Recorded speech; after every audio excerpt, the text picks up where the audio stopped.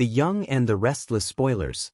The Abbotts serve drama for Thanksgiving while Nick and Sharon search for Noel, wondering what to expect from The Young and the Restless on November 25, 2025. Check out the detailed spoilers below. The previous episode of The Young and the Restless saw Christine and Danny celebrating their marriage at their wedding reception before leaving for their honeymoon. Daniel collaborated with Tessa at the event with a lovely performance. And then lastly, Phyllis made a promise to Daniel: the drama, the joy, the celebrations, the reunions, the chaos, and the change in plans are about to elevate quite soon. Here's what the fans can expect from the November 25, 2025 episode of The Young and the Restless when they tune into CBS to watch the daytime drama series. The Young and the Restless spoilers. November 25, 2025. The chill of late November settled over Genoa City, the kind that painted the morning windows with delicate frost patterns and made the air crisp with possibility or danger, depending on who you asked. For most families, Thanksgiving meant warmth, gratitude, and familiar traditions. But for the Abbotts, it meant a gathering full of perfectly prepared food, luxurious decor, and emotional landmines hidden under every polished surface. Across town, the Newmans were facing a different kind of holiday crisis. One that began with a phone buzzing on Sharon's cafe counter just as she finished icing a tray of pumpkin muffins. This year, Thanksgiving wasn't going to let anyone rest. 1. Abbott Manor, where the turkey isn't the only thing getting roasted. Tracy Abbott stood in the middle of the Abbott living room, hands on her hips, doing her best to direct the organized chaos around her. Caterers rushed in and out. Floral arrangements were being adjusted for the 10th time. Jack was arguing with Kyle about whether they needed 3 types of cranberry sauce. There will be children present, Tracy reminded them, exasperated. Can we try to make this holiday as peaceful as possible? Kyle muttered something under his breath about peace being unlikely when certain guests had a knack for stirring the stuffing. He didn't say Diane's name, but everyone in a 20-foot radius heard it anyway. Jack shot him a warning glare. This is Thanksgiving. We're going to behave like a family. Which one? 'Cause the picture-perfect ones on the holiday commercials or the real one that ends up arguing about scandal before the mashed potatoes even cool? Before Jack could respond, the front door opened with a dramatic flourish, and Ashley swept in. Her heels clicked like tiny hammers of judgment.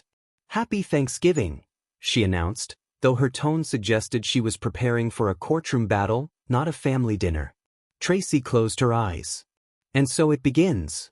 Ashley looked around the room, her gaze pausing strategically on Diane, who had just walked in with politely forced optimism.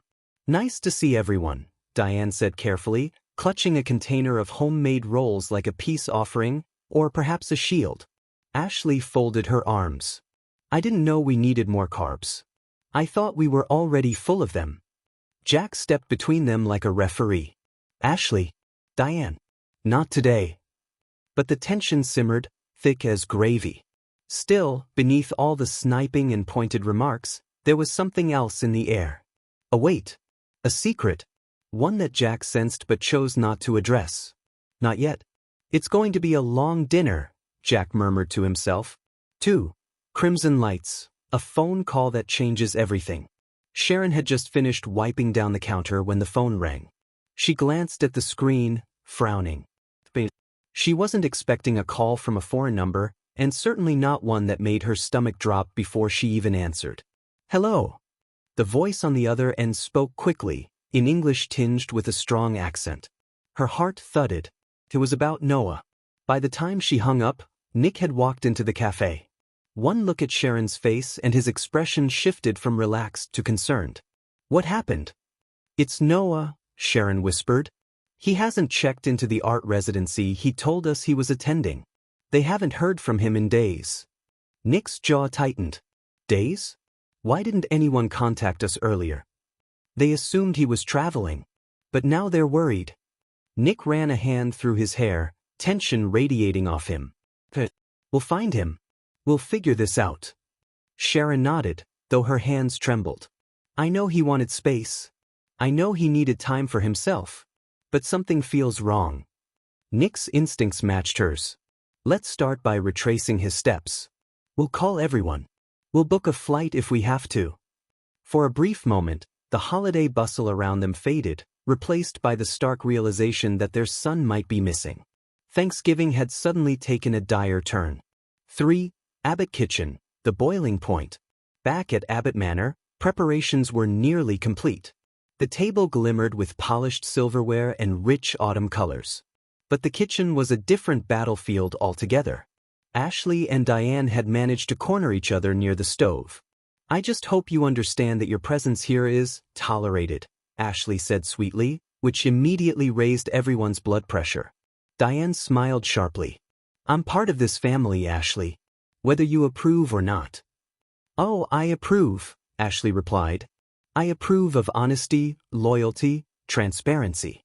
3 things you've always struggled with."